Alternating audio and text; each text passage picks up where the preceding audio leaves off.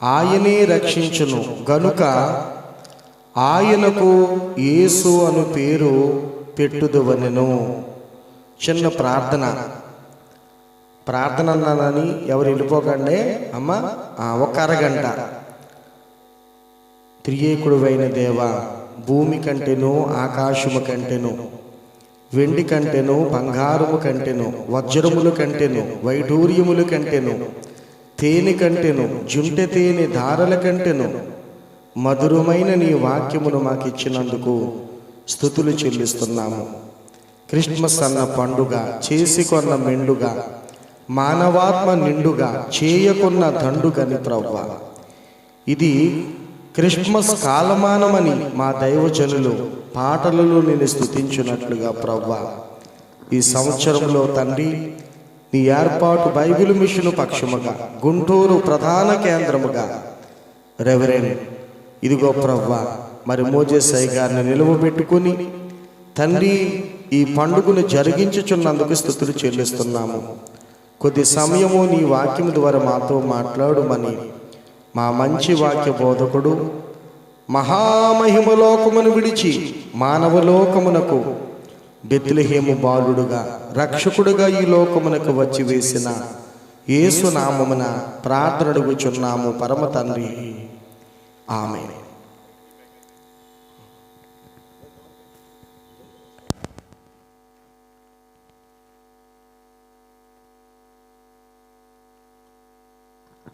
Hello.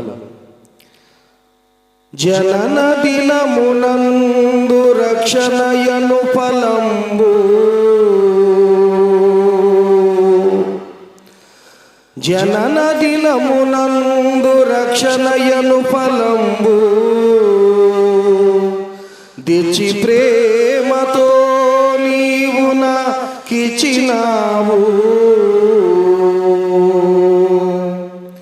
ఎటి బహుమతి మారుగా నీయగలను,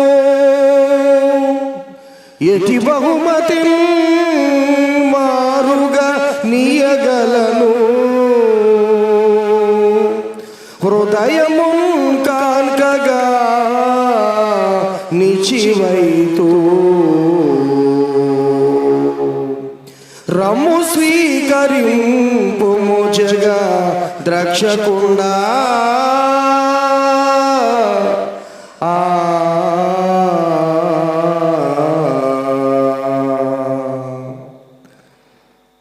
మన రక్షకుడును ప్రభువైన యేసుక్రీస్తు వారి యొక్క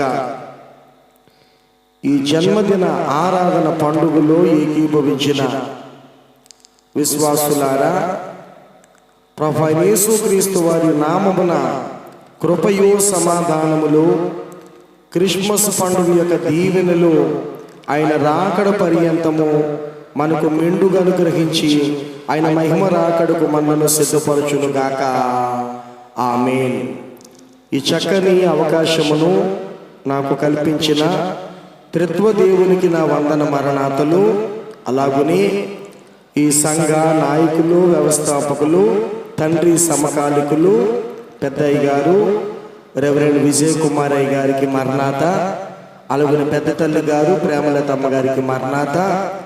నన్ను ప్రేమతో ఈ స్థలమునకు ఈ పండుగనకు ఆహ్వానించిన మరి మోజేసయ్య గారికి, అలాగనే మరి జాకబ్ సోమన్నయ్య గారికి కూడా నా ప్రత్యేకమైన వందన మరణాతలు. అమ్మగారులందరికీ మరణాత, మీ అందరికీ మరణాత. ఇక ముగింపులో చెప్పుకునే అవకాశం ఉండదు కాబట్టి త్వరగా ఒకసారి అందరూ కలిసి గట్టిగా మరణాత చెప్తాం. మరణాత అందరూ చెప్పండి, మరణాత మరణాత. ప్రభునందు ప్రియమైన వాళ్ళరా, యెషయా గ్రంథము 29వ అధ్యాయములో 27వ అధ్యాయములో ప్రవక్త ఒక మంచి మాట వ్రాసిన వారై ఉన్నారు. 29వ అధ్యాయములో మనం చూస్తే 6 ఏళ్లకు శ్రమ అని మాట్లాడుతూ ఆ చివరి లైన్లో ఉన్న మాట ఏమిటంటే, సంవత్సరము వెంబడి సంవత్సరములు జరుగునీయుడి. ఆ తర్వాత ఉన్న మాట, పండుగలను క్రమముగా జరుగునీయుడి. ప్రియమైన వాళ్ళరా, క్రిస్మస్ పండుగ ఎప్పుడో ఒకప్పుడు మరణాత మహిమని ఒక పాత పత్రికలో బిఏ సామీలయ్య గారు ఆ ప్రసంగములో చదివినటువంటి మాట, ఎక్కడ కష్టమున్నదో అక్కడ క్రిస్మస్ చెయ్యండి అనే మాట ఆ పత్రికలో నేను చదవాలి.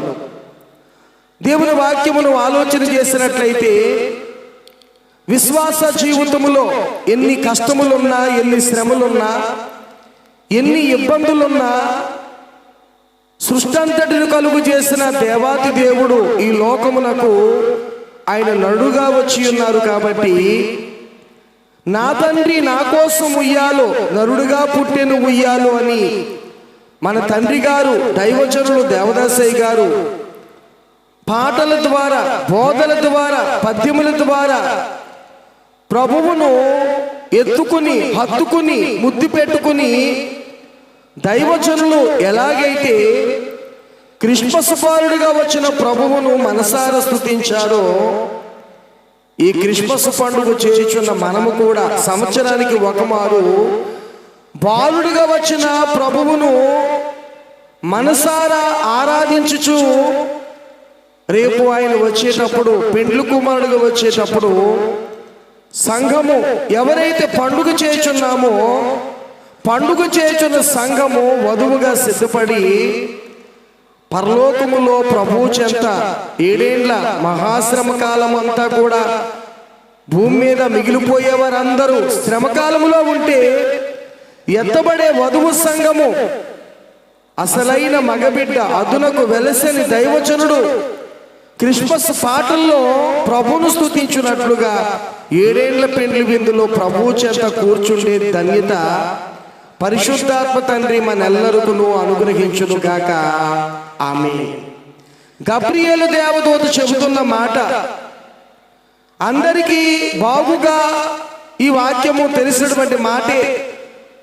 పాత నిబంధనలో ఉన్న గ్రంథాలలో ఉన్న క్రిస్మస్ యొక్క ప్రవచనాలు, క్రొత్త నిబంధనలో ఉన్న వాటి యొక్క నెరవేర్పులు, ఇవన్నీ చూసినప్పుడు గబ్రియేలు దేవదూత అసలు దేవుడు ఈ లోకమునకు ఎందుకు వచ్చుచున్నాడు, భూలోకములో తండ్రిగా పిలువబడుతూ ఉన్న లేదా మరియమ్మకు ప్రదానము చేయబడిన యోసేపుతో చెబుతున్న మాట ఏమిటంటే, తన ప్రజలను వారి పాపముల నుండి ఆయనే రక్షించును గనుక ఆయనకి ఏమని పేరు పెట్టుదువు, యేసు అని పేరు పెట్టుదువు. కనుక ప్రభునందు ప్రియులారా, ఎందుకు ఈ లోకానికి వచ్చాడంటే పాపముల నుండి, తన ప్రజలను వారి పాపముల నుండి ఆయనే రక్షించును. దేవుని వాక్యములో నుండి కొన్ని సంగతులు మనము ధ్యానించినట్లయితే, పాపము అనేది ఎలాగూ వచ్చి ఉన్నదో మనం అందరము ఎరుగుదుము. దేవుడు ఆదామవ్వలను పరిశుద్ధులుగానే కలుగు చేశారు. ఆదికాండము 1వ అధ్యాయము 26వ వచనములో గాని 27వ వచనములో గాని తన పోలిక చొప్పున, తన స్వరూపము చొప్పున దేవుడు ఆదాము అవ్వలను కలుగు చేసిన విధానమును 1వ అధ్యాయములోని చూడగలుగుతున్నాము. 2వ అధ్యాయం వచ్చేసరికి, ప్రియమైన వారలారా, దేవుడైన యెహోవా నేల మట్టితో నరుని నిర్మించి వారి నాసిక రంధ్రములలో జీవవాయువును ఓదగ నరుడు జీవాత్మాయునని, ఆదాము యొక్క ప్రకటమును తీసి అవ్వను చేసి వారిద్దరిని కూడా దేవుడు ఏదెను తోటలో ఆదామవ్వలను కలుగు చేసి, ఆ తోటలో మరి మీరు ప్రభునందు ప్రియమైన వారలారా, ఇదిగో మీరు ఏలండి, ఇదిగో దేవుడు చెప్పినటువంటి మాట మనం చూడగలుగుతున్నాము. కానీ దేవుడు వారిని కలుగు చేసినప్పుడు ఎలాగును కలుగు చేశాడు?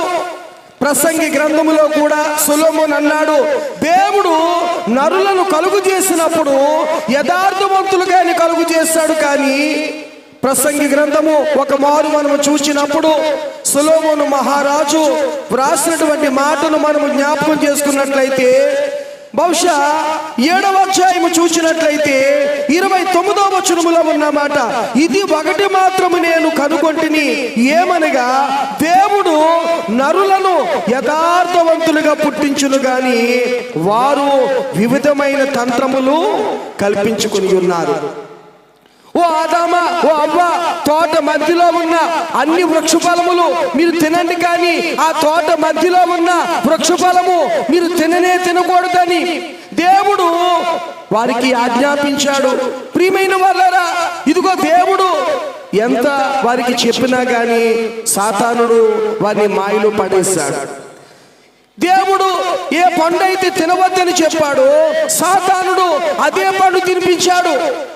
ప్రియమైన వాళ్ళారా, ఆ పండు తిన్న తరువాత ఆదాము అవ్వలు పాపములో పడిపోవుట, ఆజ్ఞాతిక్రమమే పాపము, దేవుని మాట వినకపోవటమే పాపము, పాపము వలన వచ్చే జీతము మరణము.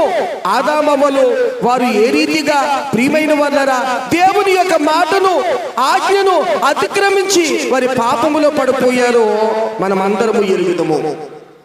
దేవుని వాక్యమును మనం ఆలోచన చేసినట్లయితే, దేవుడు వారిని కలుగు చేసినప్పుడు దేవుని పోలిక, దేవుని స్వరూపము, ఆదాము అవ్వమ్మ యొక్క వారి రూపము చూస్తే ఇదిగో దేవుని యొక్క లక్షణాలతో, దేవుని యొక్క రూపముతో కలుగు చేయబడిన వారు తినవద్దన పండు తిన్నారు, పాపములో పడిపోయారు. క్రిస్మస్ వర్తమానాలు అనే పుస్తకములో దైవజనుడు దేవదాసయ్య గారు చెప్పిన మాట ఏమిటంటే, గిన్నె నిండా పాలున్నాయి, గిన్నె నిండా పాలున్నాయి, గిన్నె నిండా స్వచ్ఛమైన పాలుంటే ఆ పాలలో ఒక విషపు చుక్క పడితే ఆ పాలలు ఏమైపోతాయి? ఎలాగో విషముగా మారిపోతాయో, ఆ పాలు ఒక్క విషపు చుక్క పడితే గిన్నెలో ఉన్న పాలన్నీ విషముగా మారిపోతాయో, పరిశుద్ధమైనటువంటి జీవితములో ఉన్న ఆదామవ్వలలో సాతానుడు ఏ చుక్క వేశాడు చెప్పండి? పాపమనే చుక్క. ఏ చుక్క? పాపమనే చుక్క. ప్రియమైన వాళ్ళారా, ఈ పాపము వారితోనే ఉండిపోలేదు. దైవజనుడు మన తండ్రి గారు రాసిన పుస్తకాలు, ఇదిగో స్తుతుల పుస్తకాలు మనం చదువుతున్నప్పుడు